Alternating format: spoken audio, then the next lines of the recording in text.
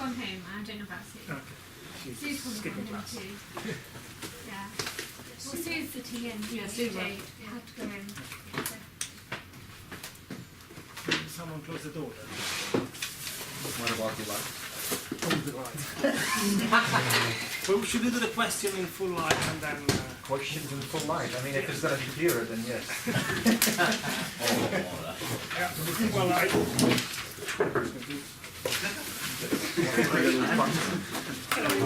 Usually ajar.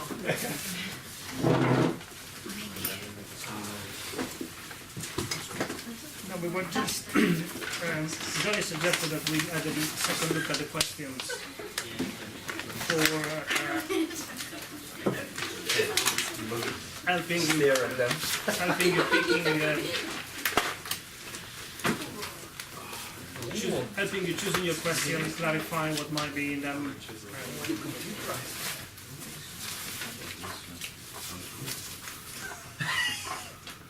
we ready?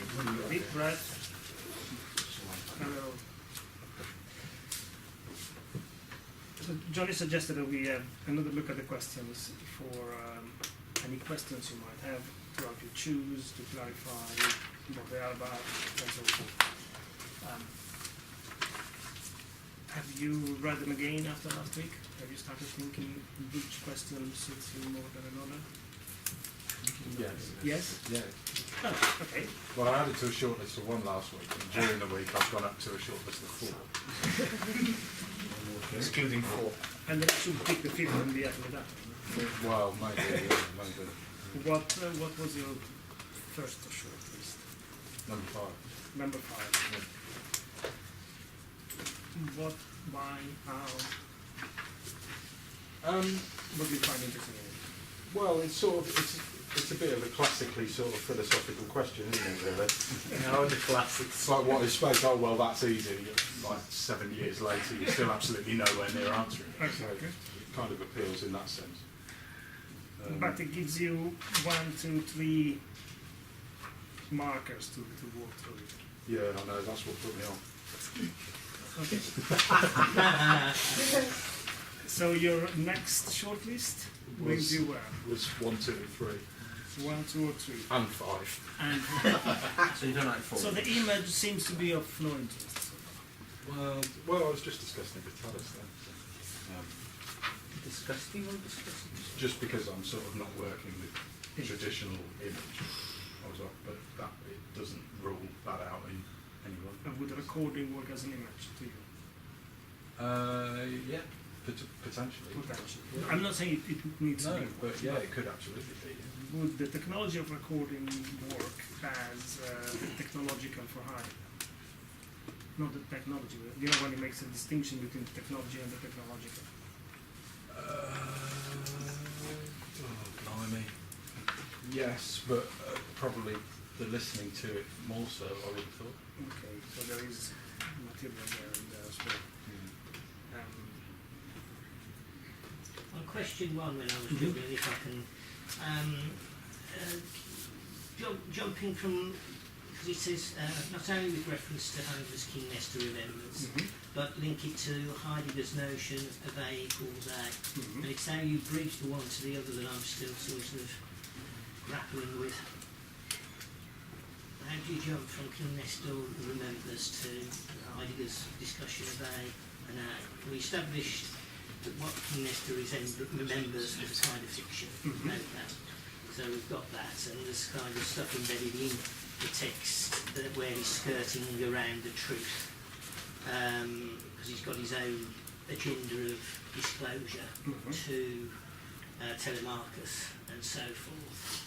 But I was trying to think how I could utilise some of the literal elements of what King Nestor remembers within a configuration of A equals A or not. That's where I was starting. I was thinking about this one, but I don't think it's literal. I would have thought maybe it's to do with the whole idea of territorialization. And when you remember, you're not always remembering the same thing every time, and that everything kind of... Making it up as you go. Yeah, it amalgamates, everything kind of comes together a different way. And so the way he makes up the story of his dad, it works because it all belonged together and it all came together in an event. Kind of, and that's kind of lines along which I was thinking. Yeah. I mean, yeah, if that's the approach to use, I was just wondering whether that is So the... would you- Yeah. But there is, you're absolutely right. Yeah. You can go deeper or see the other way into it. I'm thinking that Heidegger develops the problem of A equals A, the problem of identity, away from a solid identity where the memory and the fact of the memory coincide perfectly, or where the concept and the object coincide perfectly. And it goes away from that and it says, well, they're actually never coinciding perfectly, but they're constantly trying to find each other, appropriating each other, creating a territories. Almost, since here we have the word fiction, or there was the word fiction when this was discussed, staging the memory. So it becomes something that goes in the direction of simulacrum, a copy without an original. So identity as, like essentially a copy without authenticity. Well, I would go, that's a negative way of describing. This is why generally I try to come. It's like sort of like identity is an inventive act. Is it not? I believe Amrit uses expressions that were less ambiguous. Inventive act, one could say you're preposterous, you're coming up with a story. It's a lie, it's not a memory, it's a lie. Yeah, maybe inventive. Territorializing, finding a distribution that sticks together before still creates a story. That is a story that sticks so much that is enough to give Telemachus reason to continue. So as consequences, make things matter. Is different. I mean, technically you could say yes, he's making it up, he's inventing it, because he opens up his conversation saying I forgot it all. So what he says after that can only be a lie from one point of view. But from another point of view, he creates a fiction that still works. So that fiction adds value per se. It's kind of like the best lies always have just the right amount of truth in them, sort of thing. But not Be a truth, politician. not a truth drawn from the past event. They are generative. In that sense, you're No, right. but that's what I'm saying. It's like inventive may be it's not free invention, but I mean identity as an act which you live out. It's not an essence which you can capture. Can you think of a piece of music, a film, a piece of art that you encountered and you thought, oh, this really is the image of me, or my moment in time, or my history, of my problem, but you did not have it in mind before. You recognize yourself in that without having known that you could recognize it. Something similar is happening here, I think.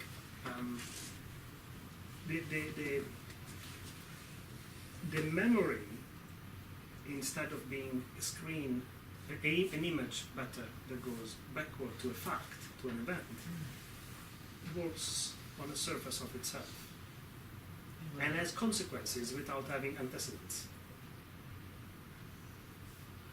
I think I've got what you mean. Maybe I was watching something on the TV the other night, and it was to do with Henry VIII. And his first wife was married to Henry VIII's brother first of all, and then when she came to marry Henry VIII, when he was trying to divorce her, he was saying that she wasn't in fact a virgin. Now, at the point at which he'd actually married her, they'd got both angles covered with the church to say, well, she is or she's, it doesn't matter, we've agreed, and so it can be a legal marriage. But later, when he wanted to divorce her, he then contradicted. So the event, in effect, is an expedient truth or a lie to create a surface to operate in. Is that what you mean, that kind of thing? Yes, but I would be very careful when in using truth and lie here. And this is why there is also Lyotard in this question. Lyotard is far more concerned with breaking the linear logic between a statement and a real fact. Because what 2 weeks ago we named the Bermuda Triangle. It's got semiotics on one side, so the referent, signified and signified. The exchangeability of financial economics described by Marx, and the other economy between the flux of desire, whatever you want to call it, and linear language and time of thought. So three economies, 3 modes of organizing the world in a linear way, exchangeable, where one can change one thing for another. And therefore, if you break that linearity, you break a line of truth, but he says you have to break the linearity in order to survive in a certain way.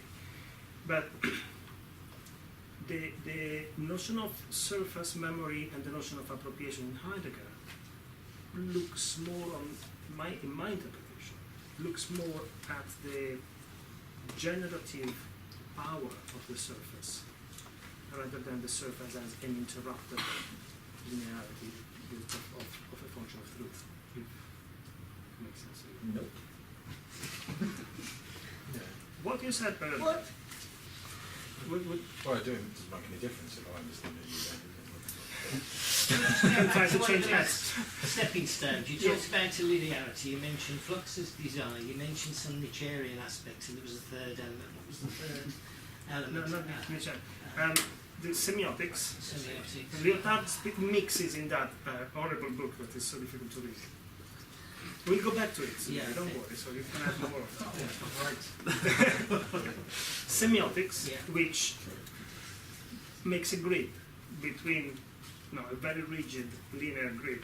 There are words which are the concept composed of sound and the object they refer to. And this line is continuous. And then everything becomes, is assimilated into that structure of signified and signified. And that's an economy, as in, he's not here, Andre, last 2 weeks ago was saying, is a way of organizing a space so that there is a place for everything has a place, and you can actually make sure that when you have a sign, you know that it refers to something. So it stands in for something, it represents something. Yeah.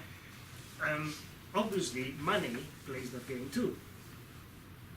And you can have Marx's argument about selling labor for a certain amount of time, producing more, but there is the linearity, this problem of linearity and exchange in there.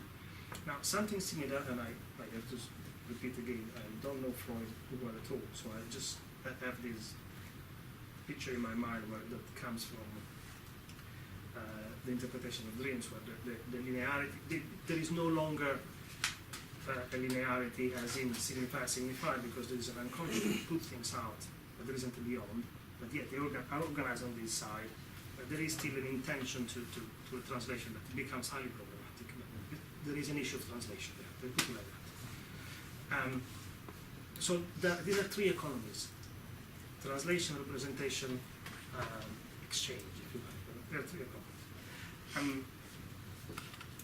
Which can be reduced to A equals A, which is another equation where one thing stands in for the other, or is.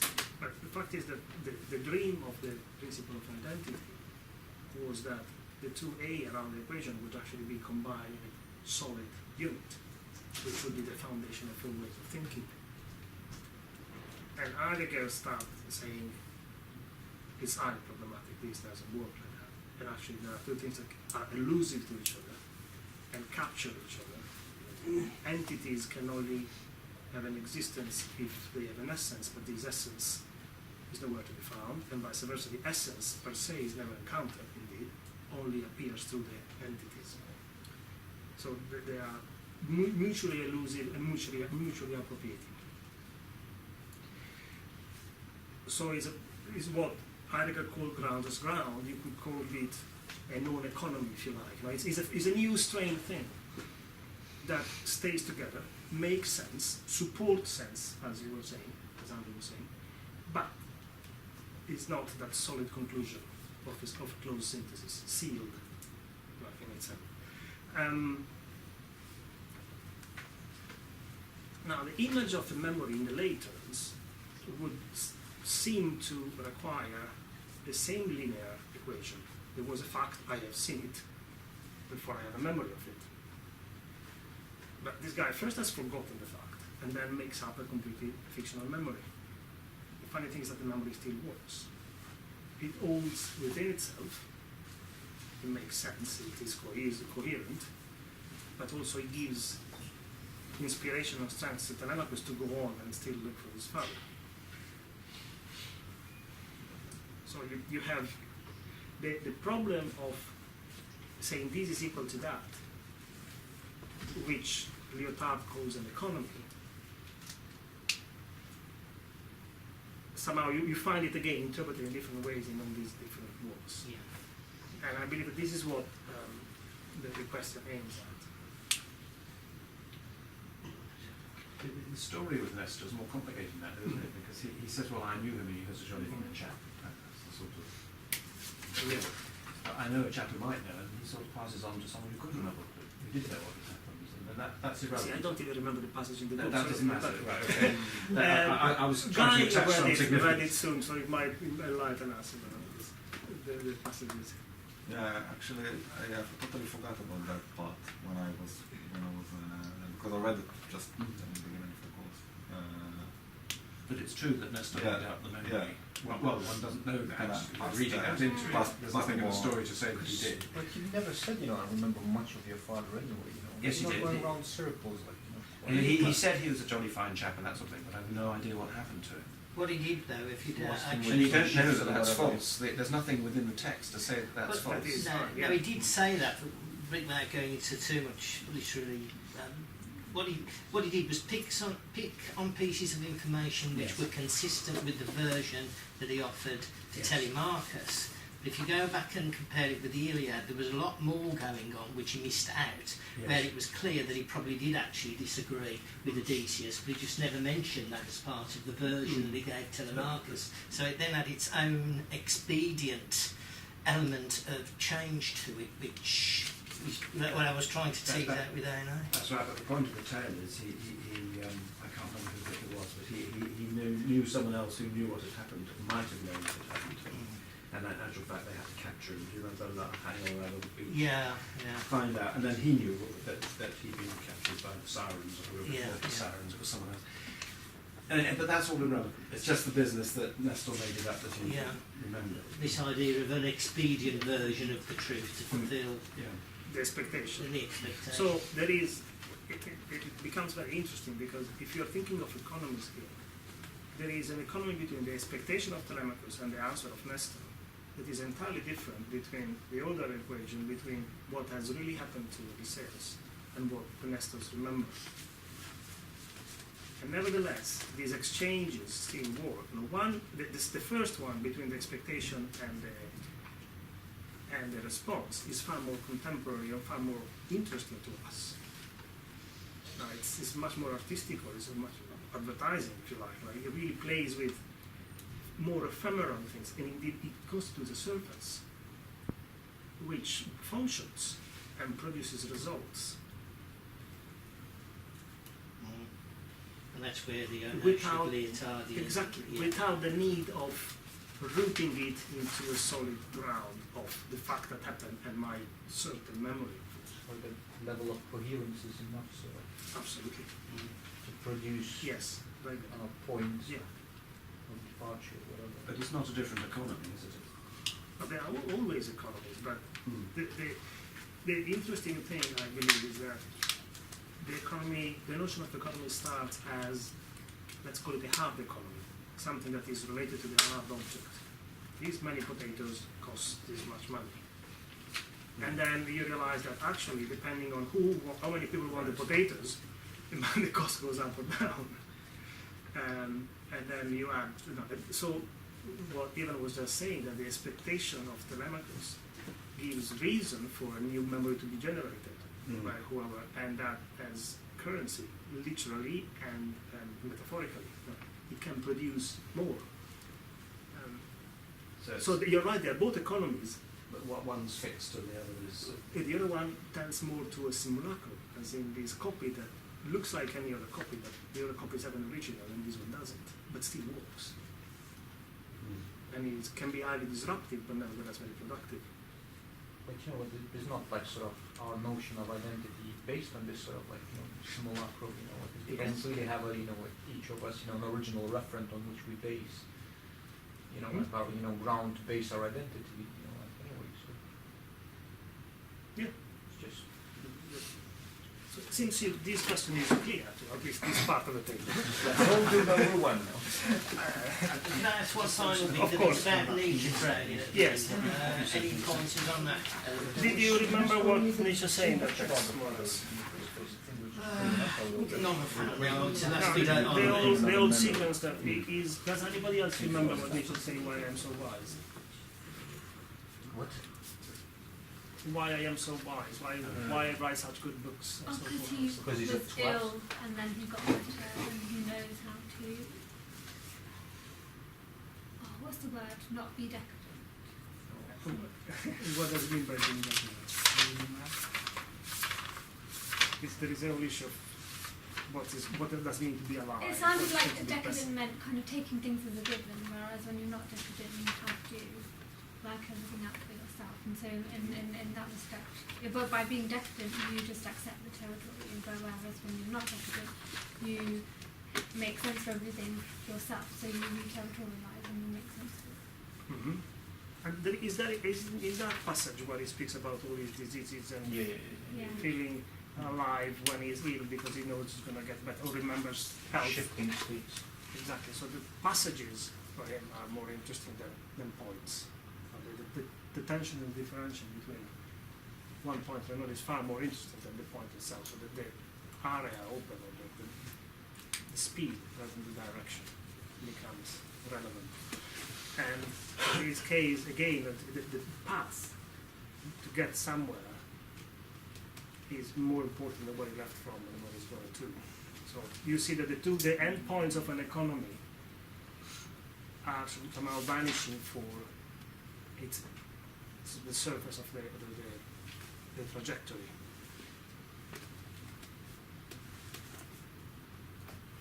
I see the association in these terms at least. Yeah, you think? I suppose as well, when you're looking at this question, why am I so wise? Look at how Nietzsche's sort of embellishing his self, and in relation to the way Nestor embellishes the truth in the Odyssey. That might be a sort of an angle to go at. And with the Odyssey, it's historically it's a story that's told by a poet or an orator in traditional hexameter, rather than a novel. And these things, you know, in 800 BC, wherever it was written, they weren't written down. Every poet had to learn them from the start by speech, by listening to what it's told. And at the beginning of every, both the Iliad and the Odyssey, the orator, the poet, speaks to the muses. They say something like, "Oh muses, give me, allow me to remember this story as I go on." And there's thousands of lines in these things, so it's quite a task for a poet to remember everything. And obviously, every time the poet recites it, the story changes a bit because they won't remember every single line, every word as they were taught it. So it's an ongoing process again. So much link back to You also find another interesting poetical technique there that is relevant for this.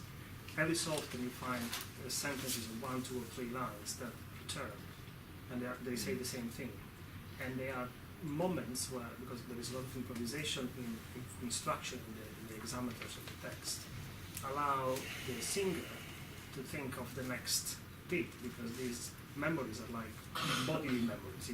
His tongue would know them, and he doesn't have to think of what he's saying, so he can actually divert his attention and say, what am I going to say next?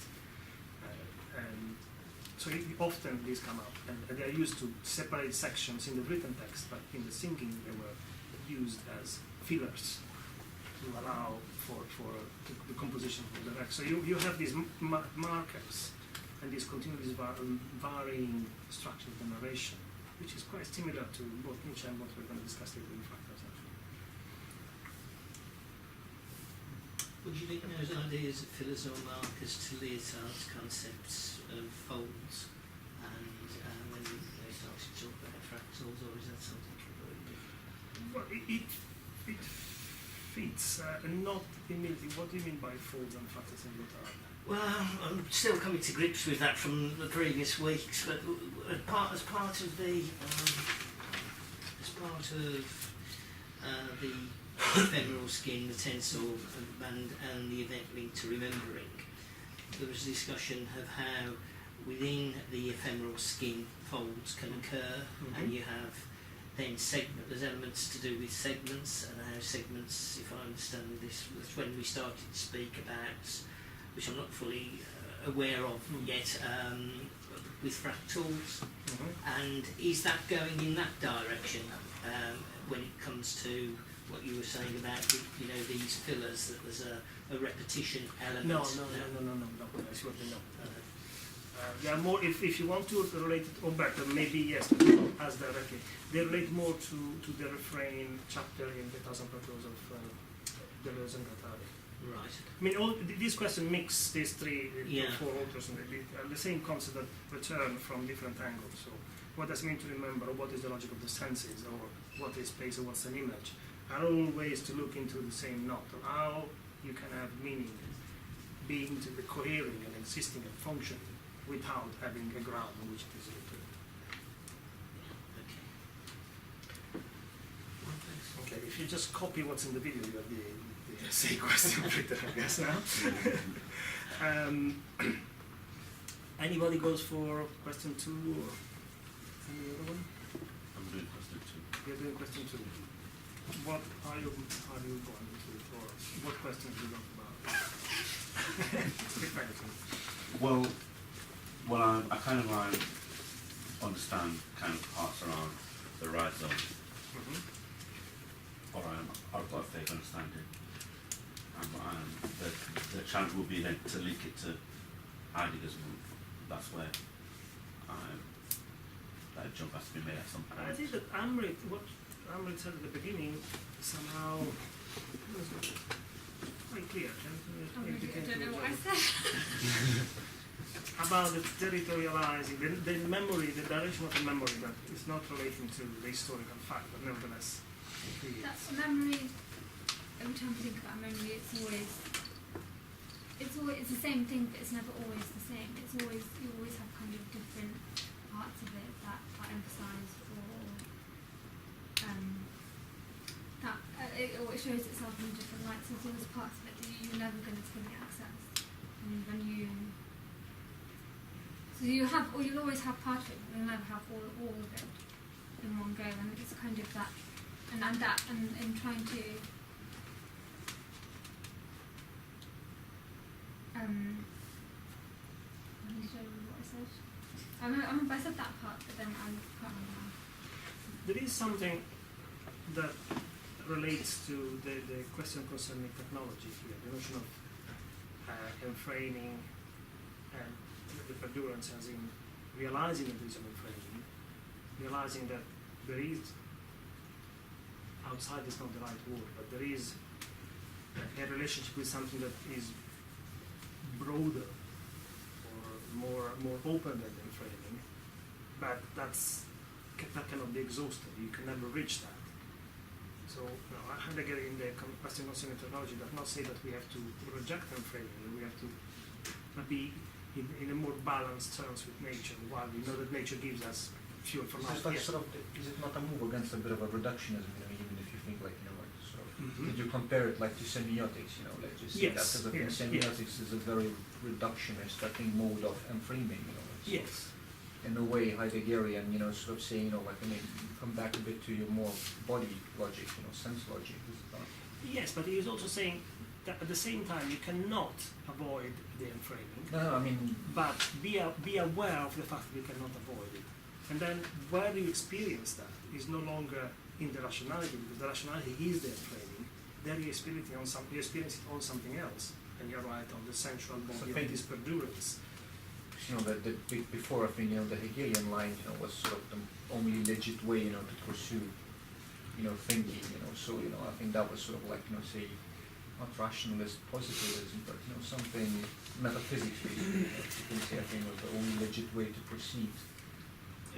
Yes, but it's simplified way, but yes. And Heidegger says metaphysics itself, it's unattainable and invalid as a path, but at the same time you can break away from it. So you somehow live on the fact that you cannot break away from it, and you know that it's not exhaustive at the same time. So there is this continuity back and forth, which is the Deleuze, the holding out in the temporal flux, in the temporality, Against experiencing only on their own skin, yes. against, you know, like the moment when he says, you know, like, you know, of things which are equally measurably calculable, and then there's another word which I cannot remember exactly. I mean, but, you know, that's sort of, isn't it, like, you know, the tension between two ways of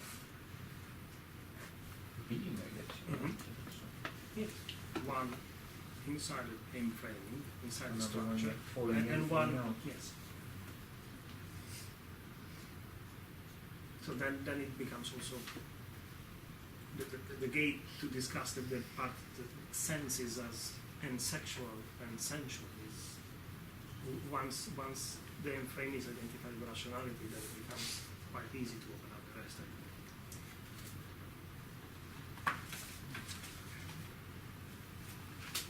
Anybody else for question 2?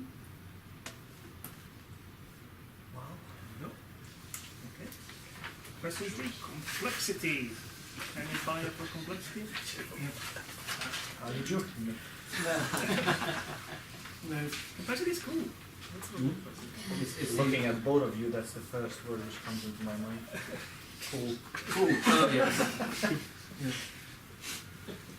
I feel the steam coming out of my ears. I feel so cool about this. You're thinking of question 3? Yes, I mean, one of the reasons, quite frankly, I thought it would be good to do, because if you have to do 5,000 words, most of these questions don't provide a 5,000 word essay without sort of, you know, sort of using literary tricks. Yeah. Yes, so I thought there's plenty of meat in that one. I sort of did a bit about complexity last term, so I sort of feel I know a bit about it. And entanglement, I read an interesting book by an archaeologist, I read half of it, and I know that's not what it's about, but that gives me a bit of depth, because it's really... They are rather different concepts than complexity and entanglement. Yeah, well I think all of these are different concepts. In a sense, it doesn't fit together at all. And I think that's what's interesting about it. And for example, the whole business of materiality and how does this lead on to a notion of logic? Well, the initial thing is, well, it doesn't. As someone who's come from a sort of, I wouldn't say scientific background, but not from a philosophical background, you think, well, it doesn't. But then that's the interesting thing to try and I was hoping, Karen Barrett's book, I thought was probably essential for all this.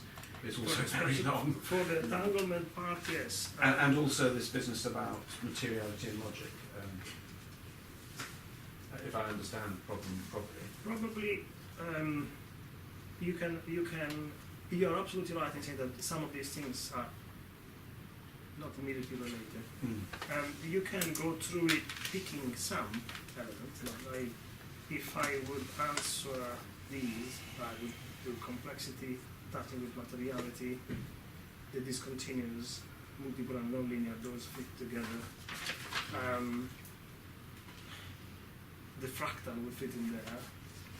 I've got to think about fractals, I don't think they fit in anywhere, but anyway, that gives me something to work with, one way or the other. And the 21st century aesthetic. That is the line I would pick through it, but one could take it, probably Dane would take it from different angles entirely. I haven't partially. I haven't got a handle at all on the 21st century aesthetic theory, I must admit, I don't, but I was hoping that might drop out of it. This is why we're here. Well, I was hoping that would sort of drop out of it, or be in the next 3 seminars or something. But there's plenty to get on with and get your teeth into it, that one, and I found the other ones, it required too much understanding of the core issue. I thought the other way around. Oh, I mean, it's It looks even cooler now, Nick. Okay. I feel like it's getting more dangerous. What have you read about complexity so far? Christ, it was some time ago.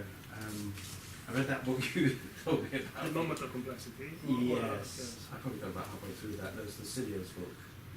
Silius, yeah. I know you don't like him, but Well, it's a bit it, plain, but it's a good.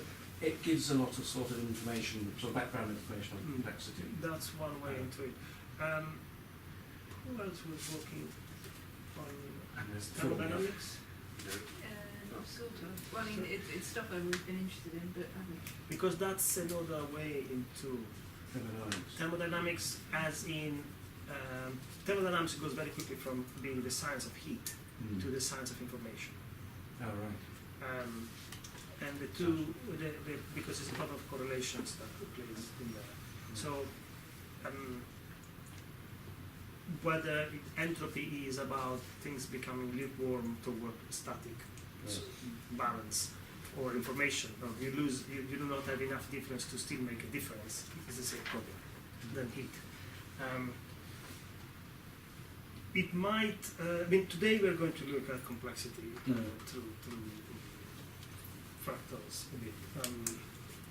So that could be one way to answer these. But when you say entanglement, doesn't have anything to do with complexity. not anything to do with complexity.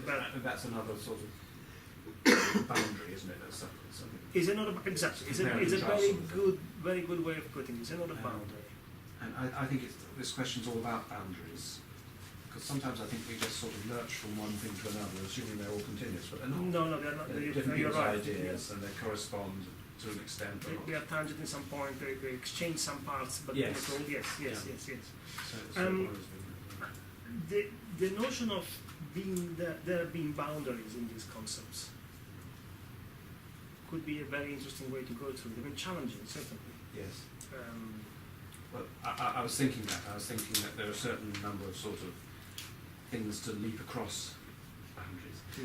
But if you want to do it, I mean, there are a number of books you would need to look at. I mean, Silius, for that notion of distributed representation, I think is, I don't know if you got to that, where he speaks of this. We can touch it again later when we speak about fractals directly, but he speaks of neural nets acting in such a way that there is no point in which the mind or the soul is, but it is distributed over Yes. numbers of links that or neuron firing in simultaneity or at the same time or in loops. So if you would try to find the individual or the mind in any of those, you wouldn't find it. You need all of them together. Yeah. But all of them together, then they have produced a surface or an epiphenomenon, which is more than what they are, but happens non-linearly because it's not predictable from their plain repetition, individual repetitions. That's in a nutshell. Well, complexity. this idea of emergence. I mean, Yes. anything can emerge from the subject, not object sort of thing. So, well, Anything has emerged in this sense, rather than being represented. Emergence is the opposite of representation. So the opposite is radically different than representation. yeah. Yes. Oh well. Been another 3 or 4 weeks. But I think that's the sort of most sort of get your teeth into question, but I can't say that necessarily I can see my way through. It's a bit like a mind thing. Well, but as I said, you can, or as you already found, since these are not all continuous concepts, that they are not all plainly translatable one into the other, you can pick the path through it. Yes. Well, I'd see complexity as a sort of, a lot of things are heading in that direction, but not necessarily. It seems to be a sort of, when you look back from complexity, you can sort of, other things seem to fall into place. That's how I see it. Yes. But it is And the you're not complexity scientists call complexity a new kind of science. Yes. Because it is a transversal scientific approach that covers physics, biology, chemistry, traffic jams, finances, populations, you name it, you have it. And so it doesn't have a specific field unless its field is everything. But at the same time explains things locally because they don't pretend that there is the same formula in physics that you can find in chemistry because you can find in economics. Yeah. But the notions, or better, what they are called conditions like emergency or critical Yeah. thresholds. Those concepts are common to complex behaviors. It's a set of principles, really, isn't it? Yes, but it is also ruled by irreversibility and non-linearity are the two key elements, or principles, or concepts, if you like. You can't. History becomes fundamental to complexity Yes. because it's not reducible, as Tadas wanted to remember as well. What about the bonus point? Are you happy with that? No idea. I can't remember what it is. Oh, thank you. Yes, the computer's gone somewhere. What's the bonus point? Oh, yeah. I was going to read about that. Yes. There isn't a bonus point. Yes, Oh, there is. Figure, that's the refrain. Well, it's all refrained, Yes. not refrained as in refrain, but yeah, Can't figure it returning. out. No. Returning, in that sense, is iterative behaviors.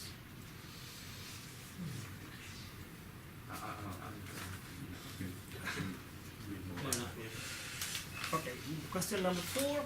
What is an image? Anybody go forward with Tadas?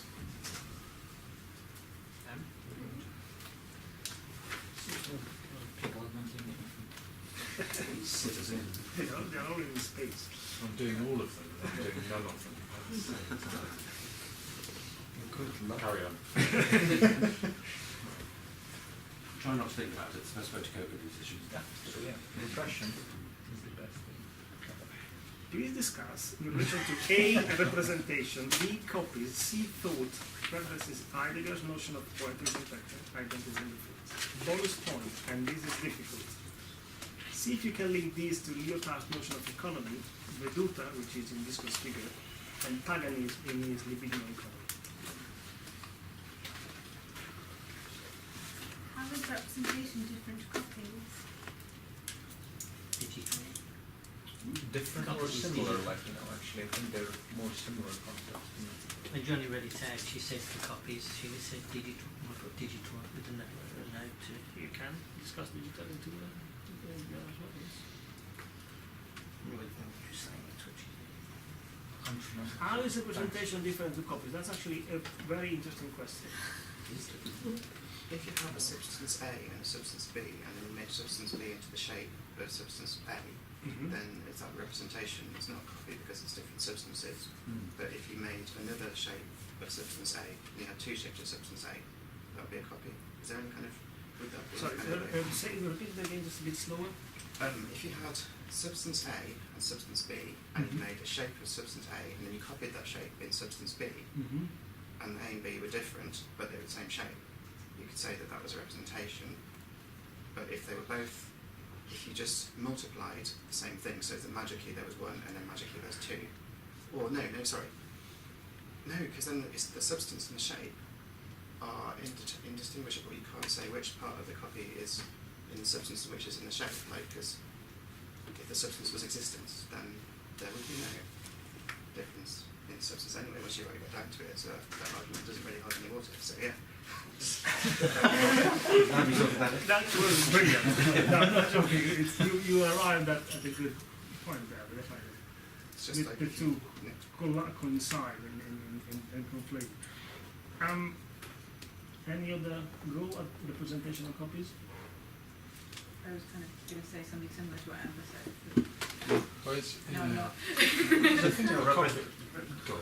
yeah, I think representation stands in for something, so I think that would be the difference for me, a copy could be a duplicate, like sharing the same properties, but representation would be like, again, coming back to semiotics, signifying, sign standing in for something, so there's an economy happening. One can have several copies of the same thing in parallel, so to speak. But you're right, representation stands in for or is in function of. So yes, economy of the area, transcribing, so like, theater, could be seen in a very basic way, it could be understood as a, standing in, representing, like an operating, like with certain signs, so, say, an art, and, it could be understood in that way, but. And would these work as a presentation? Which Someone to suspect? coming up with something? I wanted to write something much simpler, but this is the only formula I know. So I will do. Would this work as representation? Yeah. In which way? This is an economy again, you know. It doesn't actually transform matter into energy when you write it down on paper, but it is analogically, in some ways, identical to the transformation of matter into energy, because that is logically the way that matter is transformed into energy. It conceptualises But it, doesn't it? it's not happening right there in the paper. But I could, not trying to, a mathematician told me ages ago that actually the correct equation is E equals mc bar squared. But I'm just using it within the context. Fudge fractal. Yeah, but within the context of representation and copy, most people believe Einstein said that version rather than the correct mathematical version. So you'd have that as a representative. Mm-hmm. I'm trying to use the two as that has become linked to be Einstein's equation. Mm-hmm. The full version It's not that. is not that. Okay. So I'm using that as a kind of a... No, that is fine. The reason why I brought this up is because it presents itself, or it is thought of as the ultimate formula that represents the whole of the universe functioning. And if energy goes into matter, as you were explaining, Amber is in it, as Amber was explaining, and that's if you reduce everything to basic processes, that's what keeps things going. Then everything can be reconduced to this equation, this economy, or whatever. And therefore, this represents everything. Or does it? We can argue about that. But the notion is this also representation? Yes, but this is not a copy. So it's working on different levels, isn't it? Because you might actually be thinking of it, well, it's the same as mass times of, like, the velocity of light squared, irrespective of whether you think that's the answer to everything. Mm-hmm. So it's you can get lots of different messages from it, but it's not a copy of anything. It's not a copy of anything. Exactly. So here we have an interesting difference. They are not opposed as concepts, but at the same time they are not the same either. And it's worth considering it in this kind of question, because then we have what is an image, and an image could be a visual image. And then if we think of a photograph, for example, the problem is more narrow, but inside it has varieties of problematics that are way far from solved or easy. But then we go to Heidegger's notion of poetics and tech, where he speaks of having an image of the world. You might want to read the Age of the World image of Heidegger for this. What is it? The Age of the World's image. The age of The I can never pronounce it properly. World with the world, yeah. World image. Which is having an image of the world is a form of enframing. Is enframing. It's a bit like Wittgenstein, isn't it? Yes, they do have a lot of problems in common. And then how that lives within or in between the problem of identity and difference. You can go to it from there. But you can also try the difficult bonus point, Yeah, I think picking the fox so tail I'll try and the torturing myself merry-go-round.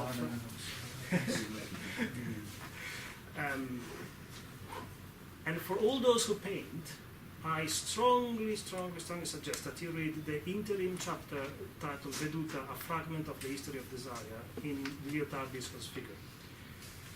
Can you say that again?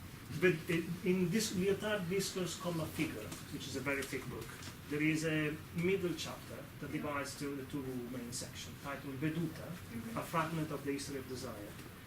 He uses a book that is not translated into English by a French art historian named Frank Castel, which is titled figurative space between Renaissance and Cubism, and discusses how figurative space develops and how it is organized and what it means in relation to the image of the world and the Newtonian image of the world and the discovery of the Americas.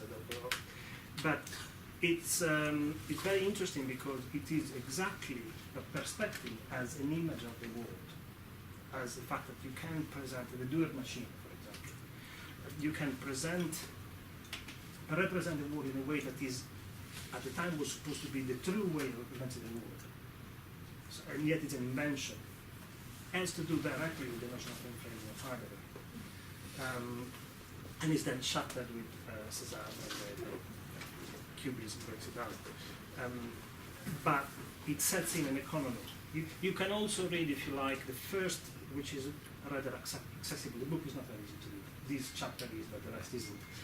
The first chapter where Lyotard speaks of the setting up of perspective and how things that you could say that on a sensual level are all on the same plane of vision because they're on your retina and that's it, are actually distanced and put into depth so that you have a whole space organized.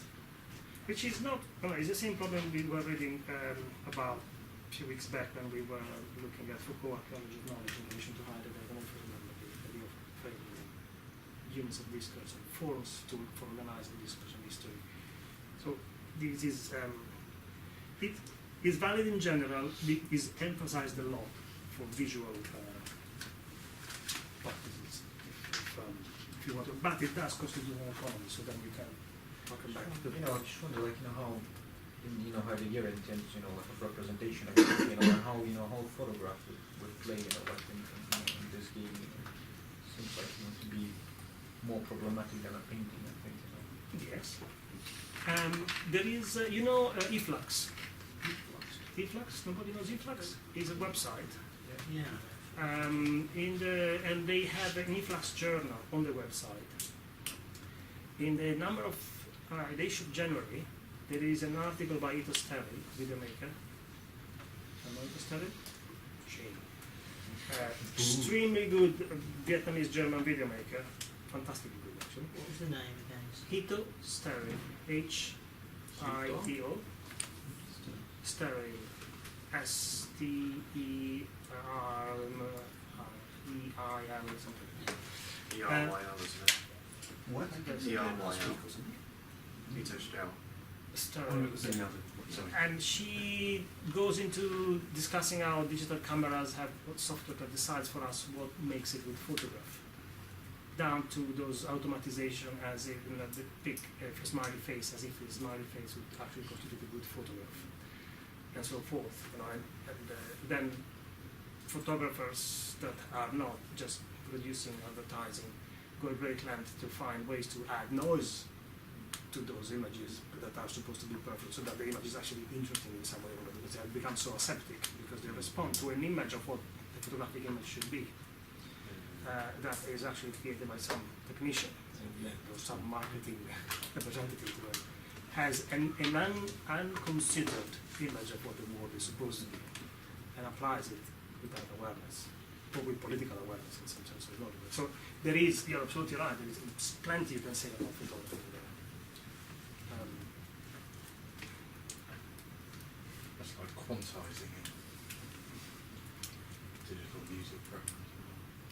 They spent like 10 years trying to get a program to fit everything in if it was slightly out, so that you could, if anything was a bit irregular, the computer would sort it all and order it all for you so that it would be absolutely regimented. And then they listened to that for about 5 years, and it sounds a bit shit and soulless, doesn't it? So then they spent another 10 years doing another thing that Simon threw it out a little bit, so it sounded a bit more human. Did anybody ever read a short novel titled We by Evgeny Zamyatin? No, I started and I stopped because it Is was that too the- much. It's very, very dark, isn't it? Is that the precursor to like 1984 and all something those? like that, Yeah, yes, yes. yeah. But it's much, much stronger. Yeah, I've read a bit of it. Yeah, sort of banded together with Brave New World. And Yes. all those. But I suggest you have a look. Besides that, it's grotesque enough to be entertaining, but it's very cringy. Right? Before Easter. Christmas we had our It's Auschwitz, short. now we can have Russian this. avant-garde, written in the 20s. It was never published in Russia until the late 80s. He smuggled it in single sheets outside Czechoslovakia to France, and then it's published in Switzerland secretly, and imported as a French book. But beside that, that's just color. I think Radio 4 dramatised it as well or something, years ago. Possibly. But there are some very interesting, precisely from what Simon just said about putting everything in a linear grid. Everything is supposed to work in a linear grid, and the main character is a mathematician, and discovers the problem of the square root of -1, which is an irrational number that precipitates backwards into an infinity of negative spaces, and he just does not want to have it in his mind. He's constantly eradicated from his mind because he can't deal with it. But he's seduced by a beautiful woman who's a revolutionary and who wants to submit the static grid of the system, so he's torn between the two things. It's very interesting the way of linear rationality and non-linearity, how they interact and phase. It's a nice book to read, and it's a very interesting way into these kind of problems in linearity. Straight economies that leave nothing out, and instead something escaping, because otherwise it's deadly boring, to say the least, or total Nazism.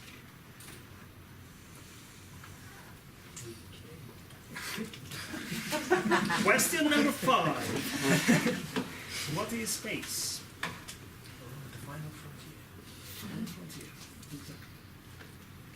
Please discuss in relation to A, assemblages with some Heidegger in it, B, the work of desire of Lyotard and Freud, and C, surface, Stangers and Deleuze. So you're looking at Originally. Yeah, well, I probably would be doing that. If you consider, I don't know if this is correct, but I was just thinking, if you consider space in Heideggerian terms, whenever I've thought about it, it seems it's something that's always infinite around it. You can have, especially if you, as an assemblage, because if you think about gathering, It's a constant state of flux. yeah, if you are as, think about identity, you are as much as you gather. So you can keep gathering, you just keep expanding yourself, and so you're just expanding the space. So you're kind of But infinite you not like leave gaps and forget things, some So thing, you you're not Yeah. gonna be just all the time, so But we sort of traditionally, I suppose we think of it in terms of like me and that book over there, and what's in between is the space. But what But if? with Heidegger, But there is Kind of know Stangers what in I here meant, for a but- specific reason. what is Because Heidegger? no, Stangers. It's about Right. Stangers. Some of you had come to the lecture she Yeah, I gave did, in yeah. Nottingham. Yeah, She was very interested on Barry's front, but she repeated a couple of times the notion that a scientific model is not a tool for objective truth, but is a good platform for raising and answering objections. So this really turns inside out the notion of an out there and a me in relation to it. Because not only in a Heideggerian term, the space is the relation, but I'm not even taking it as the space I have. It's just an option that at the moment allows me to get through. That goes back to your first question, number 1, about creating a fiction, a surface that is valid enough to spin more and to expand, which is exactly what you just said. And Stangers, she does in a number of books, I think Cosmopolitics, which is 30 volumes. In Cosmopolitics 1, she describes how Newtonian space, the Newtonian model, installs a space as a stage, of which the width, depth, and height are the 3 dimensions. And on that stage, events take place. So they are separate. And the dimensions are coordinates, really in Cartesian terms. And then she goes on to say that with complexity, with relativity in other lines, that image of a space that is out there on which things happen is shattered, because space needs obviously to be static, and what becomes much more important is time, so that you have an history and a progressive building or expanding, so it becomes more rhizomatic. The space is something that sticks together because it can stick together, and as long as things stick to it, the space expands and the story holds. And we're back to Nestor. So you have it's a line and a half, but there is it's a very dense line. Oh well, some pick that up instantly. Yeah. So space is n-dimensional. Yeah, it has to be. Space is N-dimensional. Well, it's always more than 3. It has to be. n-1 dimensional. yes. Yeah. N-1. So because to have space, you need to finite something. Yeah. Infinity would not allow you to be practicable or inhabitable. But, and then now when we go to what's his name, Mandelbrot and the fractals, which is the dimensions are actually not coordinates but they are generative. They do something entirely different. So they are the space, or better, bodies become the product of dimensions. Would you bring in Lyotard's notion of theatres within that context? Yeah, that's why it's there. Lyotard's notion of theatres as space, and the way in which theatres have 3 elements to them. And I asked, would you utilise that within the context of this question? It seemed self-evident. And you see to what that is related, the theatre of Lyotard. I mean, it's related to the classic notion of physics and geometry. And I was just thinking, like space, because I've been reading lately Merleau-Ponty, like, and he writes about flesh, space as flesh, I don't know if you came across. So many years ago that it might as well have. Yes, he talks, like as a non-negative thing, like the space as a, radically different, but a connecting tissue, which connects things, but lets them appear as they are because we have, that radical difference in between. It's a differential space. Nevertheless, it's not an absolute space.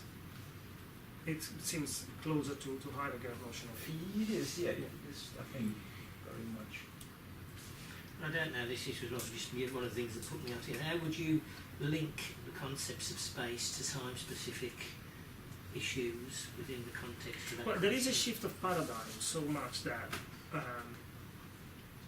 space in the model of classic science is static and eternal, unchanging, and it acts almost like a scenography, if we want to stay with the image of the theatre, on which that is the background for events. And a take that is more related to relations or the process of emergence, which is even more radical to me than relations, but you need relations to understand it. You can no longer speak of space and time as separate. You speak of bodies or events whose emergence creates time, and therefore the process of emergence, the process of sticking together for a certain period of time, long enough, becomes the marker of time, but is also a body which therefore has speciality. And is that the event that was referred to in a different question? Or In part, yes. I've been reading about philosophy of place, because it wasn't until they trying to learn about all that sort of thing. And that's what struck me off this, because it doesn't mention place. No, but very good, and yes. a lot of what people have been talking about strikes me as being that Heidegger is all about place, And not space, yes. And so that, for me, would exclude Heidegger from the question, but I suspect that's not how the question's been set. No, it's just, So you it's cannot a sort of do a title. philological study of the questions. No. But you're absolutely right, you can actually take this question from saying where is place in this space and work it through that. That would be the first half of the essay, before you actually get round to the question. Well, I suppose, assemblage.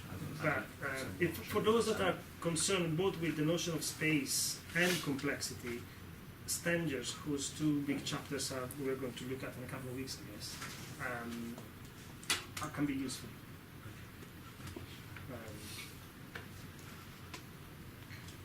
Any? How does desire fit into that? Yes. How does desire fit into that? The work of desire This is from the Libidinal economy. Do you remember this image of? Can I put it? I don't want to give away what we're going to say in a moment about the legs, but we might as well. And desire works from Lyotard in his interpretation of Freud, and in his work, he's positive, builds things, builds economies, spatializes things and gives them order, assemblages, organizations, and then at the same time, it also destroys them with the other side of his own character, with eros and thanatos, positive and destructive force. So in that sense, there is a work of desire in it, which Lyotard says, the desire cannot but build the decayed form of his own pure energy. And those are specialized. They are bodies in space. Okay? Do you feel more comfortable in tackling them? Could I just go back to question 3, just for an instance, and say, what, if anything, does Lucy Lippard, is it Lucy Lippard, Lois Lippard? Lippard. What has she got to do with that lot? And the only the word is dematerialization, I suppose. Of the art object. And that's got nothing to do with this, really, has it? It's a sort of trap. Have you ever read I'm sure that Dane has an answer. Because dematerialization isn't about materiality and dematerialization, is it? It's not about anything disappearing. It's a sort of pun on something. No, I believe it has. It's got to do with the surfaces that come out of emergence. Is not a foundational process. So it does not stand on roots. It is something that comes out of the simultaneous and reciprocal interactions of the elements of a given set. So it's an epiphenomenon. It is a surface. It floats. It does not. It's not a loop. It sort of floats to the top, you mean? Yes. Yes. And I would take that this is a highly subjective reading of the fact that Lippard is there. Yes. The work of the conceptual artist she's speaking of, they are working on the image of art and the notion of an object, and how can you have meaning without the object. Yes. Yes. And actually, the way her book is put together is an example of exactly what she's talking about. Yeah, for example. You almost don't have to read the content of the book and just understand how it's. Because it's just little bits of. Well, it is a stuff. catalogue. The book is a catalogue of It's like 6 a series. scrapbook. Yes. But in another way, you could almost say that the things that came out of that time, almost like emergence, out of the sort of Yes. mess of the contents of the book. But also it's very interesting how, if I believe it's in the introduction, she writes, if there is such a thing as an introduction, she writes that conceptual art is one of the many names that way of acting was given. There was antiform, something else, conceptual. There were at least three names for it. Then one stuck, but just to say that something was happening without the concept. And then the concept or the name arrived afterwards. But first this new thing emerged. Yes, maybe in relation to that, in reaction to the modernism of Greenberg, or maybe yes. But there was a concern with, can we have meaning before the object? Can we play with meaning itself, therefore with relations? Can we actually avoid the economy attached to the art object? Because that was one of the reasons for conceptual art. But it also depends which artist you look at, because if you look at Joseph Kosuth works on semiotics. This famous chair, photograph of a chair, dictionary definition of a chair put next to each other on the wall. And actually the photograph of a chair, life size, and the definition of the chair printed as big as the photograph. Yeah. So you have this sort of overlapping possibility of the thing, but they're not the same. Or a sequence of squares of glass. One says painting, one says square, one says glass, and one says everything I don't remember. So these tautologies refer directly to semiotics, so that you would have a linear economy of meaning. But at the same time, it is opened up transversally. So there is a new way of working emerges, and at the same time, yeah, it goes in that. I would say that. Conceptual art itself is very linear. Not all the time. It depends which. The American conceptual art is much more linear than Struggling to find a sort of sentence that links it together somehow. It has No. singularity by its nature, doesn't it? I don't.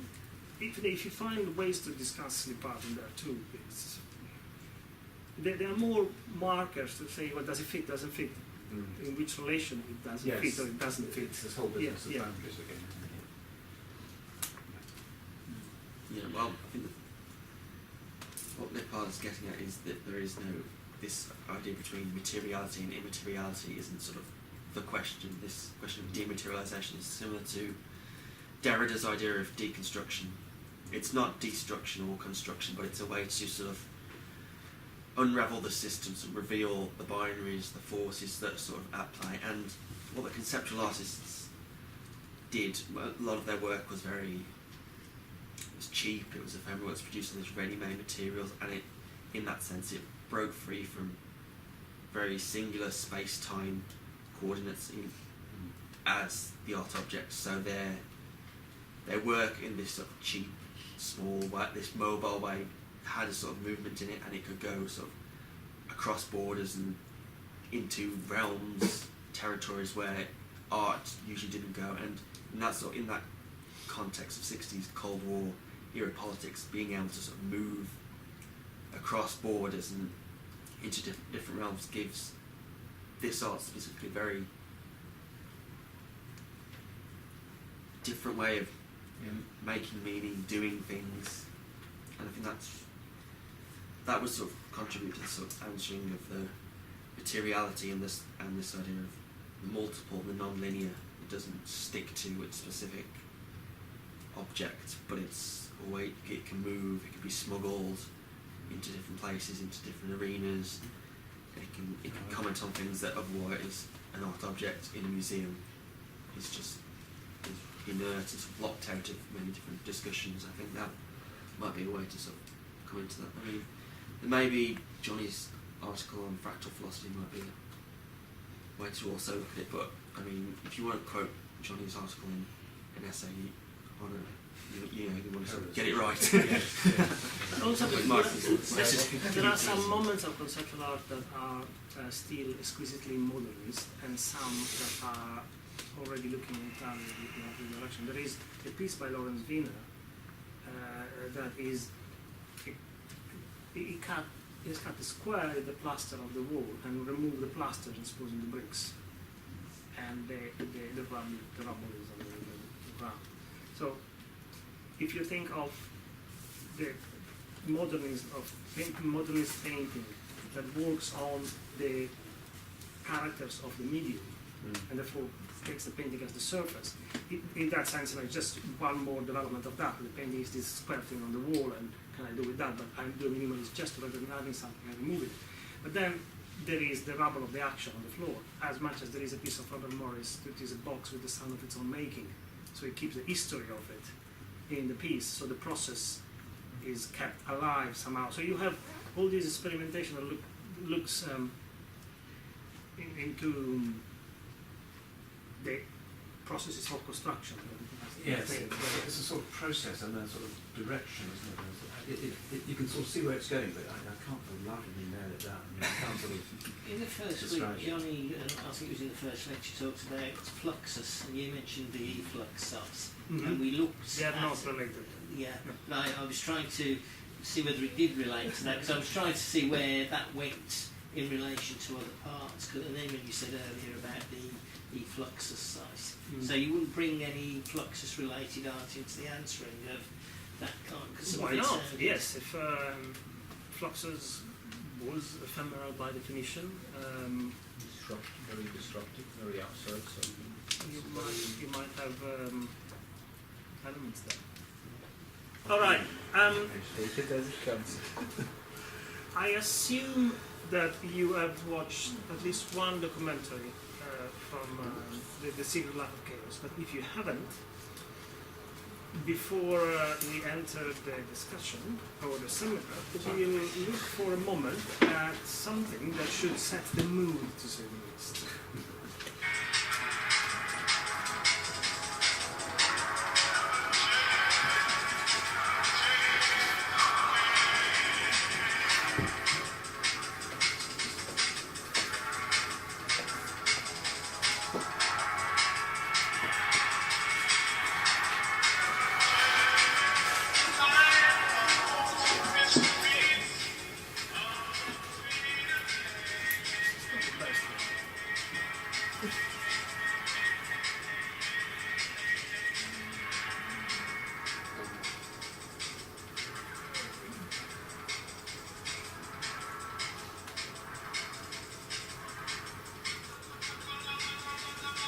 I'll jump.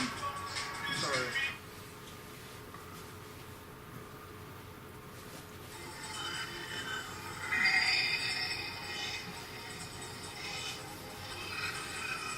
Now, besides being stoned optical effects, a magnification of an edge that you never find.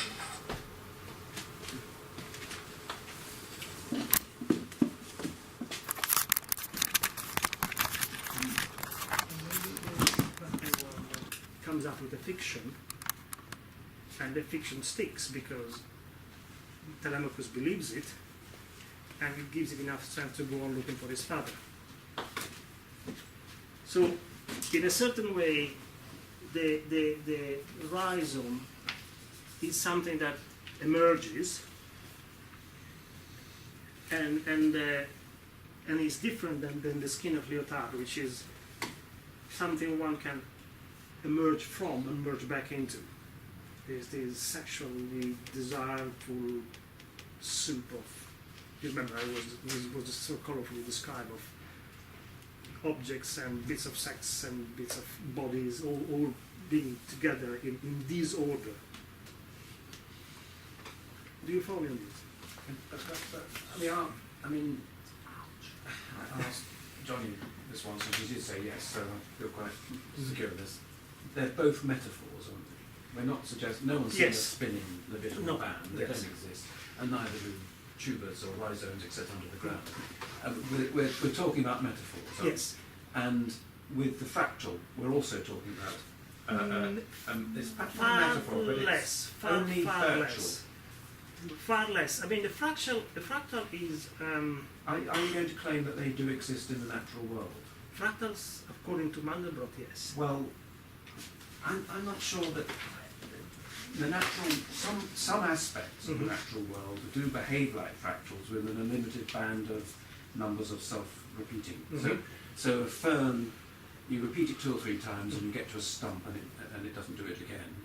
Okay, yes, because there is something called... The sensitive prism isn't a fractal, you can't write an algorithm for it because it's irregular. It just behaves like it because it tends to repeat itself a few times and then stops. So it's a very good model for something that exists. Okay, but the model is not a metaphor. Yeah, I see what you are saying. It's a mathematical model, if you like. But I mean, there are things in the natural world that are very much like fractals. But just as the sphere is a model for the sun, so a fractal is a model for the coast of England. But the sun isn't a sphere, and the coast of England isn't a fractal. My understanding is that fractals have a degree of truth that is a bit stronger than all the other metaphors. Yeah, I would quite, yes, they're getting closer and closer to the real thing. Now, Mandelbrot presents his mathematical work as a new form of geometry, which therefore describes the world accurately. Or more accurately. Well, in his words, accurately. It is not a metaphor for something. Now, do we take it for philosophy in an art school as a metaphor? In part, yes. But in part, no, because the notion of, if we leave the coast of Britain and we think of the sponge, and then we think of our skin, not the beautiful skin. And our skin is actually a membrane that is meant to let out and in various things, and the whole body is a metabolism that needs to absorb energy and dissipate energy in order to continue to exist.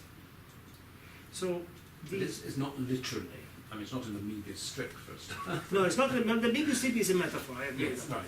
But it is because the body it appears close at distance, but then if you go very close to the skin, you'll see that it's actually porous, and then sweat gets out, and it's a bit like Gore-Tex.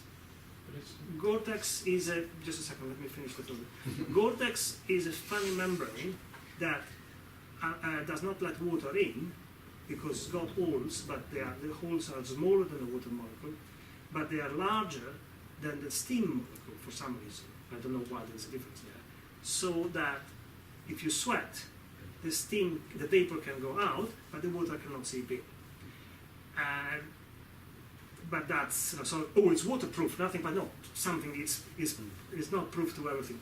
Now, what if you think of our skin like that? What that, for example, what that does to an image of solid, concluded individual identity, the impenetrability of bodies on which the politics from modern time are based. It's a very interesting concept. The difference between you and I, male, female, race, all the distinctions are possible when you have decided what your degree of zooming, if you like, is not your unit of measure is. But if you, so within a certain framing, there is an absolute distinction. At a different magnification, that becomes a bit more problematic. Yes, I think my problem, sort of referred to earlier, is that we just suddenly in came Heidegger there. Mm-hmm. Well, Heidegger had nothing to do with fractal. You know, we're mixing and matching it as no, I said you were asking this question also last time, and you're absolutely right in being aware of how we are using these things. I've no problem about mixing and matching. I just think we have to recognise we're not talking about, I don't know what I mean, but material. We're not talking about real things. I share the same concern. Simon wanted to ask something. Well, I was going to say, but it's a description of something that is actually happening. Yes. This is. I Well, mean, it's a fractal is made. the world digital, isn't it? actually constructed of that algorithm, but that describes what's going on. No, that just describes the Mandelbrot set. No. This describes, this is a distillation, but you can describe this. Mandelbrot started studying the cotton stock exchange somewhere in the United States. I mean, And then... he said it's in everything. When he was talking literally in the sense that it's in the coastline of Britain, it's in the way insects operate in hives, it's in economics, it's in, traffic jams. Well, if it's a mathematical model. Well, to the extent, Nick, you're right. Maths isn't a metaphor, is it? Maths isn't a metaphor, but maths isn't actually in the real world, is it? It's like it's a representation. Numbers aren't metaphors, but they don't. There aren't actually numbers. But there are two of things. Nick is right in what he's bringing up. Is a mathematical model to the extent to which the Z and then the funny symbol and Z with the elevated 2 and the plus and the C are not the coast of Britain. Yes. And to the extent of which this is a description that applies to various things, you can to a certain extent say, yes, it is a representation. But when we are speaking about this does not stand in for something else. Here you do not have a picture of what is going to come out. That's a fundamental difference. Can I just ask, is schools of philosophy relevant here? Is Nick approaching this? I'm asking you, are you approaching this from a phenomenological point of view? No. Whereas, it sounded like he was. No, I'm just saying that what we tend to do is mix and match. We leap from one theory to another, and I think it would be great if we could sort of link it all together. One thing was, particularly with stuff like quantum mechanics and that sort of thing, it's somehow the philosophy seems to break through into the physics, Yes. But the question is, does it really? And with a It there's this doesn't. idea I mean, that there are fractals. different. At last, we discovered something that fits the philosophy, but I'm saying we haven't. It's just Which philosophy? I accept entirely the question. It makes sense. What is interesting here as the problem is to think that one can go from the philosophy to the science, and we will never know enough of the science to really make a full link. Or worse, or equally bad, take an inspiration from that and then say ontologize this and make it big. But what is interesting, and it raises a lot of interesting questions, and this is what to me good philosophy is. It's not thinking of this explains away, but it gives you good question to elaborate. Is that these algorithms or this string of information that just tells you how to behave at a practical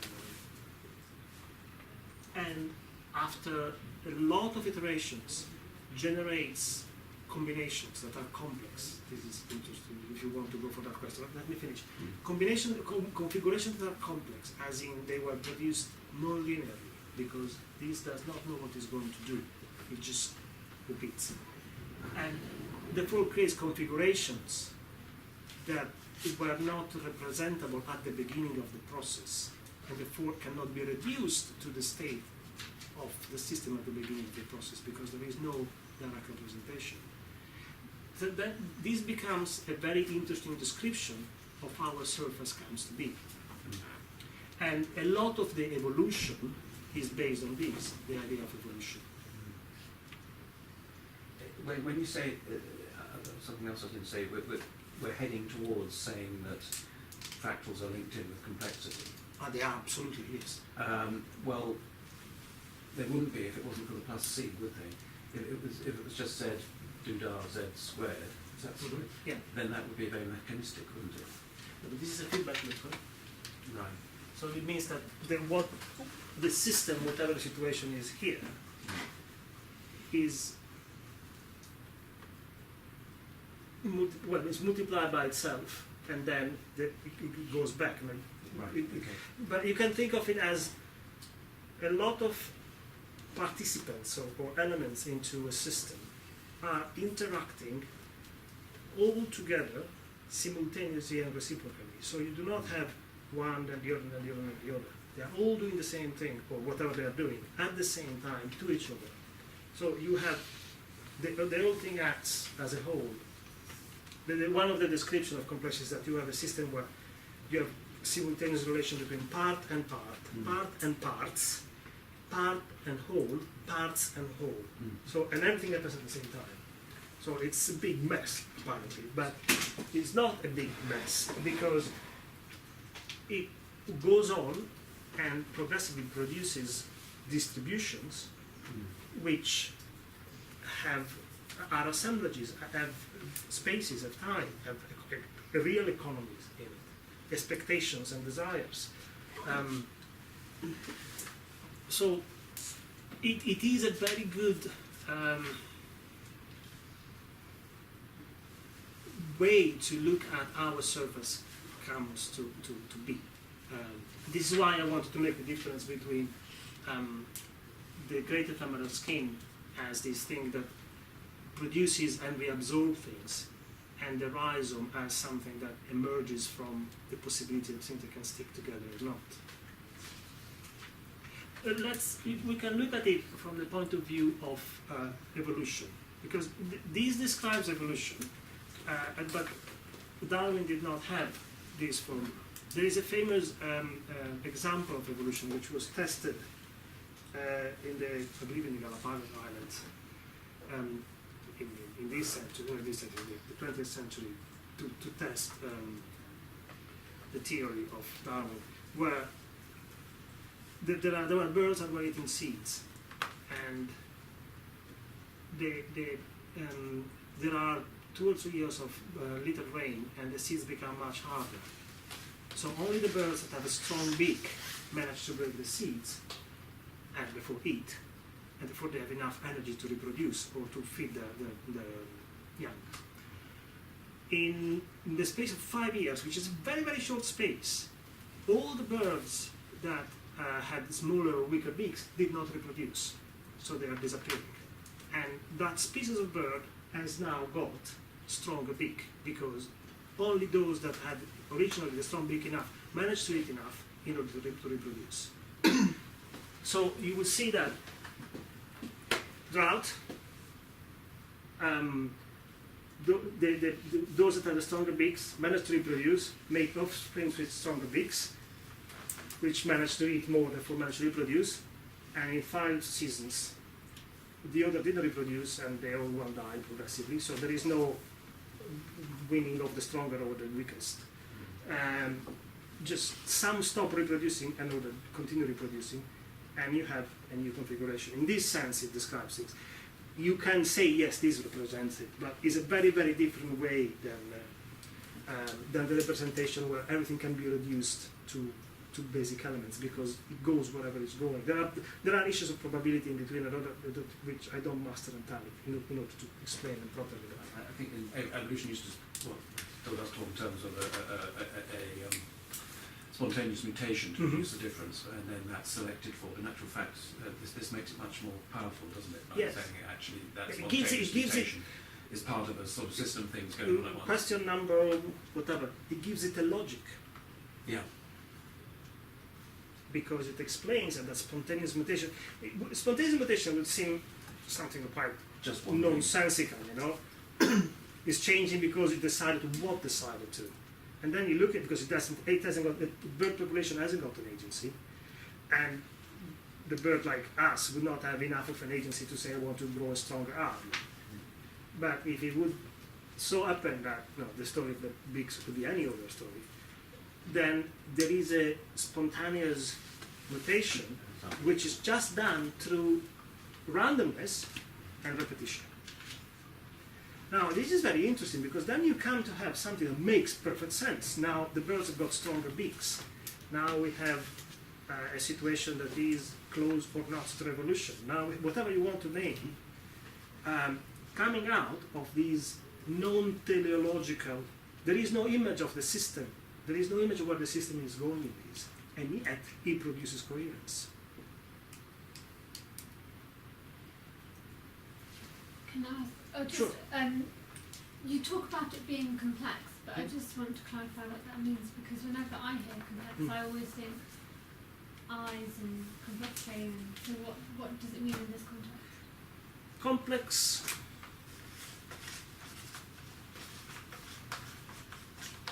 Plex from Latin fold is folded over several times. Okay. Now, the characteristics of complexity are to be irreversible and non-linear, but in this sense, it's complex. It doesn't mean that it's complicated. That there are, it's complicated. Just it's difficult to get your head around it. It uses a lot of independent units, doesn't it? Yes, but in they this behave case, the in a- independent units have done something particular. But in a complicated system, they might not be complex. They might just sort of behave in a mechanistic fashion. For example, take statistical mechanics. The flock of birds. No bird has an idea or is ruling over the shape and the direction of the whole flock. There is an article about it somewhere. I don't want to use up all the paper, but Evaluation. apparently there is an article called The Seventh Starling. Apparently each little flying bird here is going flap flap flap flap keeps a relation just to 7 birds around it, no more, Oh yeah. Oh yeah. and needs to keep a distance. I don't remember. It's like three times its length, something like that. This is all the bird knows. But multiplied by all the birds, they try to keep the same distance, and they all stay together for safety and whatever and they have a shape. And as soon as an attacker comes in from one side, this one here runs away, and all the others need to retain the same distance, like when you have magnets that's on the same poles and they push them. So the whole thing moves, but there is no agency over it. And yet, No you have, central agency, sort of. there is an emerging agency. There is no central agency, but there is an emerging agency.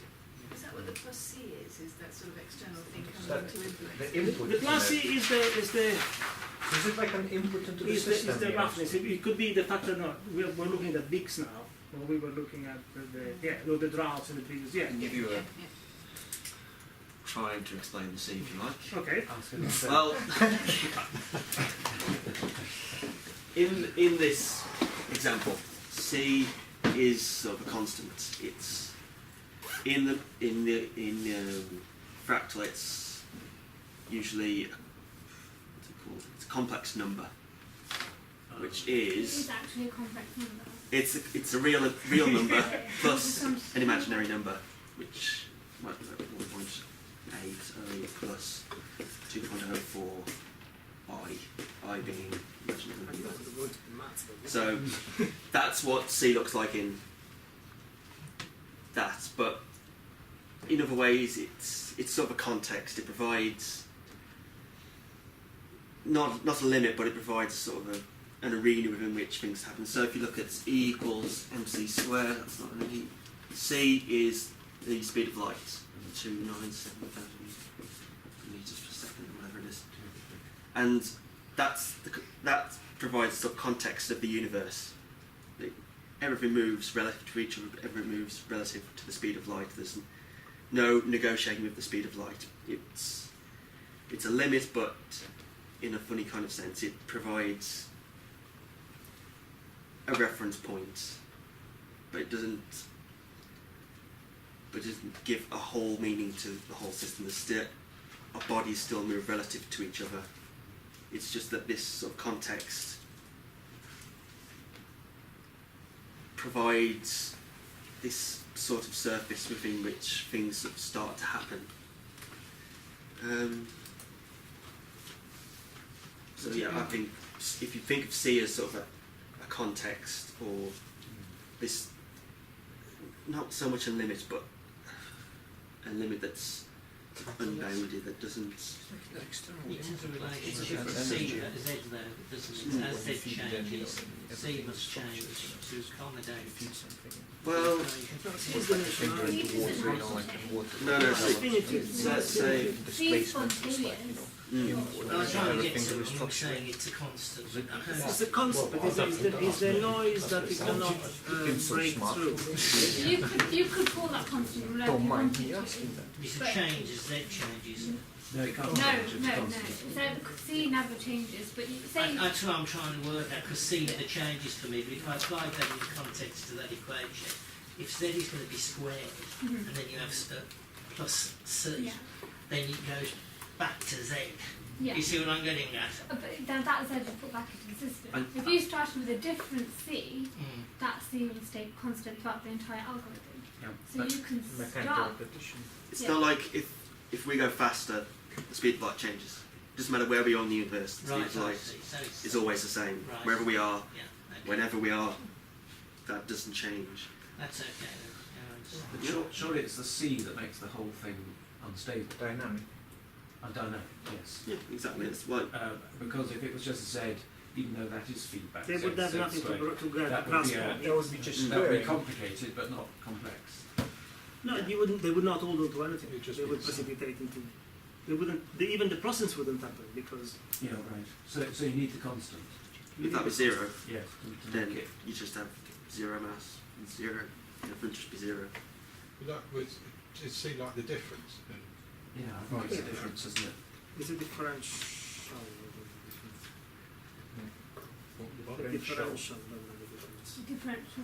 I was speaking, yeah, Between an infinity of possibilities, which doesn't give rise to anything, and we just have a C without C. It'd just be, Oh, so it's something that Just- it creates identity kind of. yeah. Yes. So that's Yeah. the radical difference. Yeah, well, you can't find it to a context really, otherwise it's just Yes.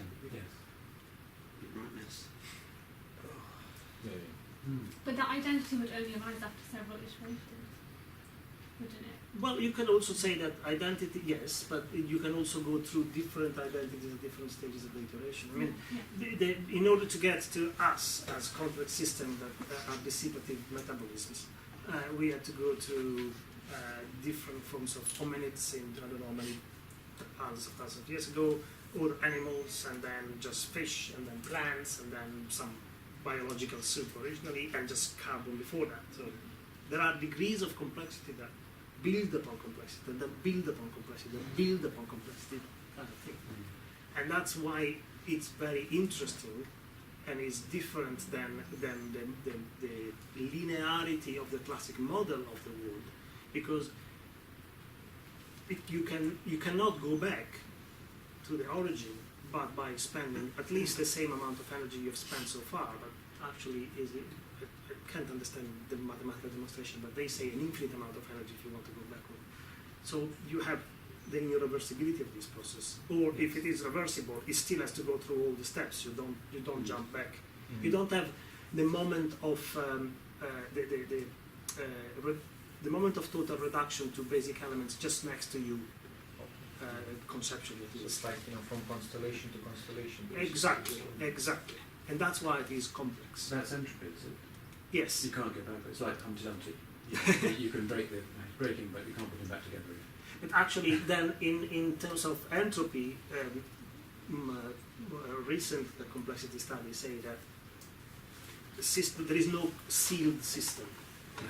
So entropy, well, you're familiar with what entropy is. If you have entropy is the fact if you have an amount of heat system, and this heat is warming up the water, constantly warming up the water to generate steam. When the more you burn coal to warm the water goes up into steam and then loses heat at the other end. Progressively, you consume your sources of energy and you give up heat at the other side, dispersed in the system, and you end up, in theory, with a lukewarm universe that no longer has enough differences to make a difference. No longer has enough heat to warm up the system to make steam and therefore power to work. Now, this comes from early steam machines that were invented at the early 18th century, actually. And then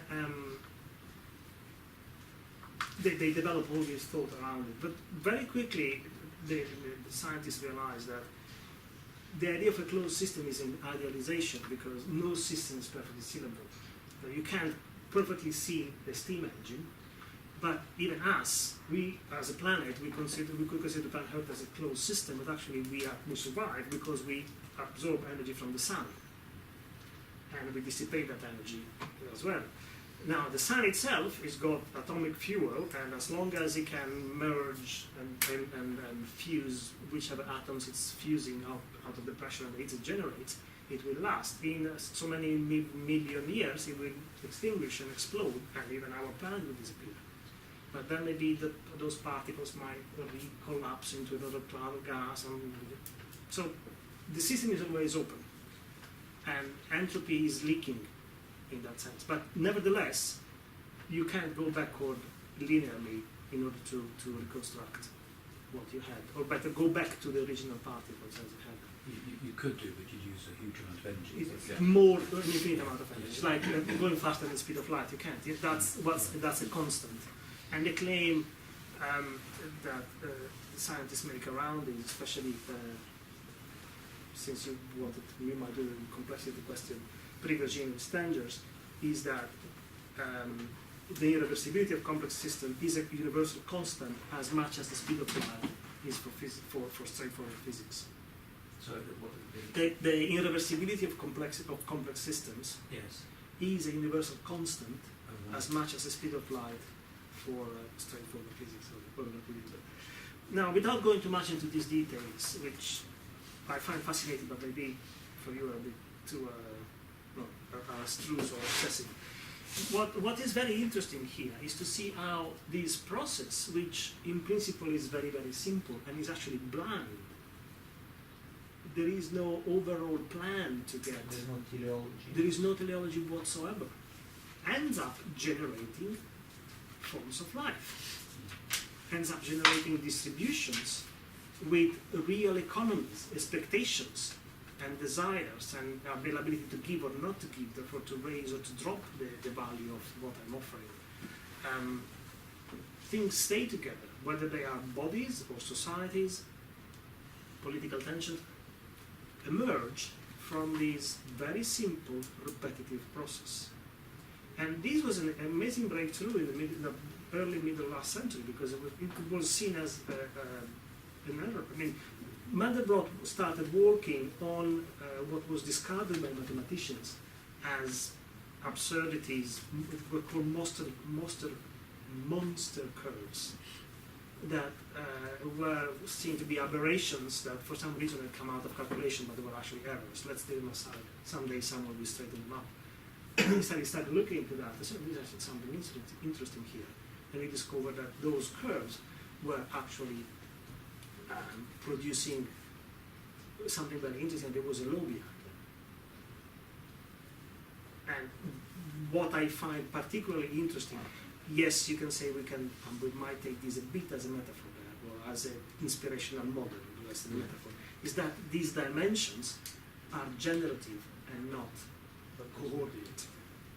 If you have to take something away from today, is that these dimensions are generative and not coordinate, that stay fixed in the background. As rather representative, they're generative, so. They are not representative, they are generative. And presumably you never get the same Mandelbrot set twice.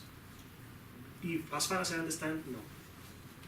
Because it depends where you start, doesn't it? Yes. Or something. Or what you're implementing.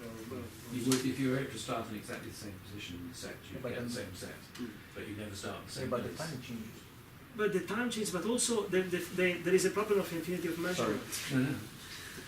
The idea of getting the same set if you started from the same place is the dream of Laplace, that said, well, if there is a god or a demon that could know the position and the velocity of all the atoms in the universe at any given time, then it could predict where they're going to go, but also could rewind the universe backward and therefore rewind history. But Isn't it it's the nature of chaotic systems that you can't really you can't do that because, okay, there is much more to be able to explain this, but every passage goes through probability, and probability, these also describe how in some situation very quickly you go from 2 or 3 options to an infinity of options, and then the passage is picked at random, so that therefore if to go back, you would have to test all the options in order to get the right one that cost an infinite amount of energy because there are infinite options, or you end up in a different past, which is a nice science fiction idea.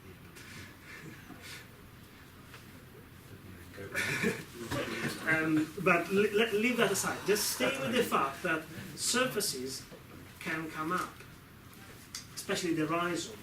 If you want to reread the rhizome with today's seminar in mind, come out of generative dimensions, which are nothing but rhythms of repetition, so, rather than happening on the background of static dimensions like a scenography. Rhizome, what, sorry? Like a scenography, the coordinates. I use scenography because there is an idea, but the stage and the theatre were on the table in the last couple of seminars. Sorry, what did you say? Rhizomes come out of generative and the next bit we use. I lost the third. Okay. Exactly. The point that one could take away from tonight, Yes. I mean, one important thing is that fractal dimensions are generative dimensions, not static coordinates that act as a scenography, as the shape of the stage on which events take place. And by repeating what they are doing blindly, they end up generating surfaces. Surfaces, yes, is a metaphor. Things that cohere, have a shape, and they can become organisms.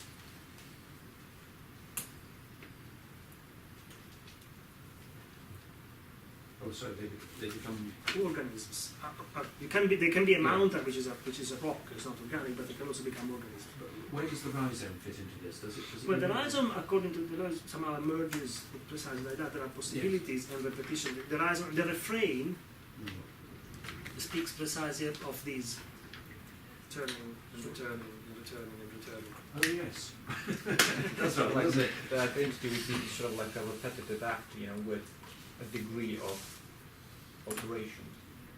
Yes, and also it becomes very interesting for neurosciences. The repetition of firing of neurons in certain patterns create memory, create sense of taste, create altogether create an identity, But then you look into it and you say, oh my God, there's just these things that are going, but where is Mattia? Or where is Tadas? I can't really pinpoint Tadas. Yeah.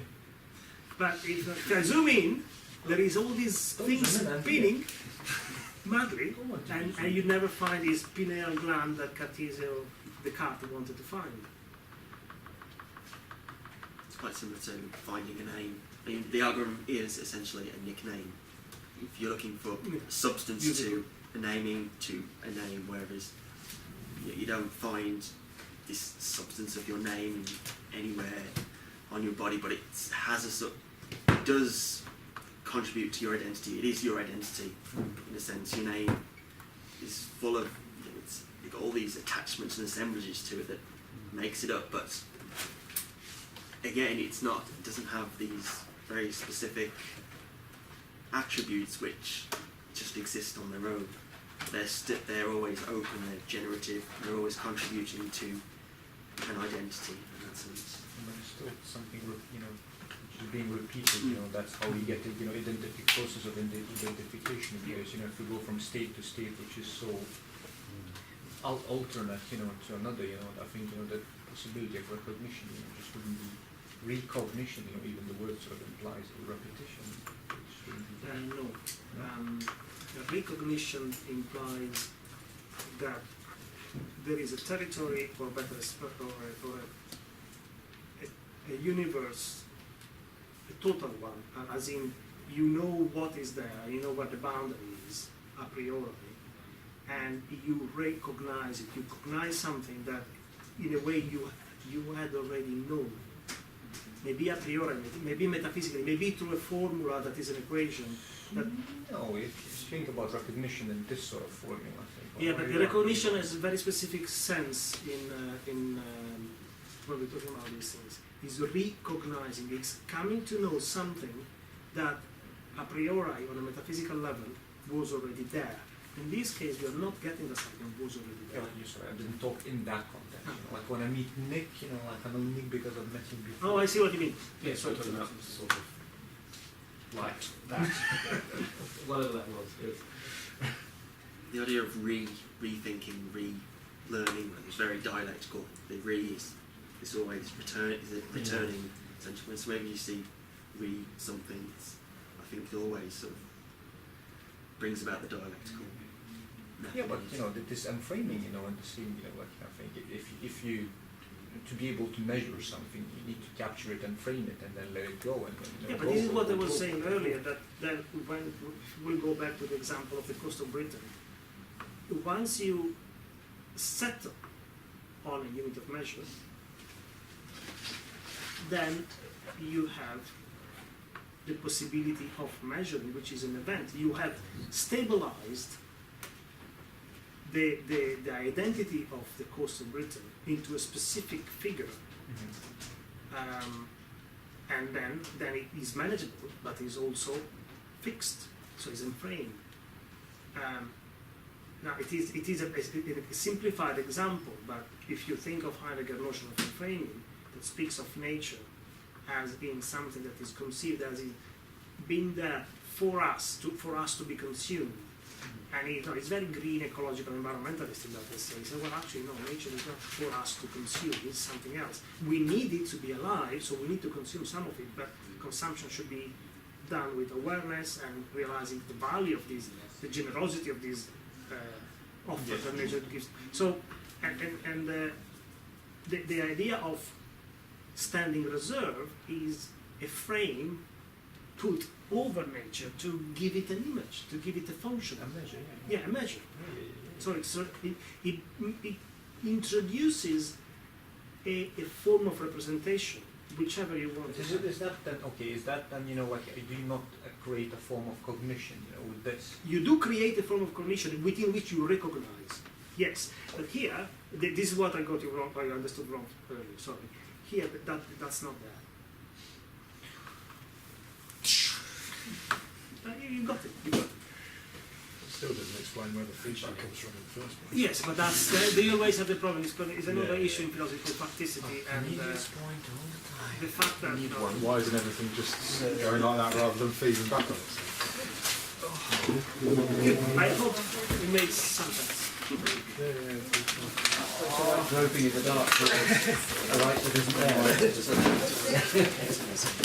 remember that. Oh, it wasn't sensible.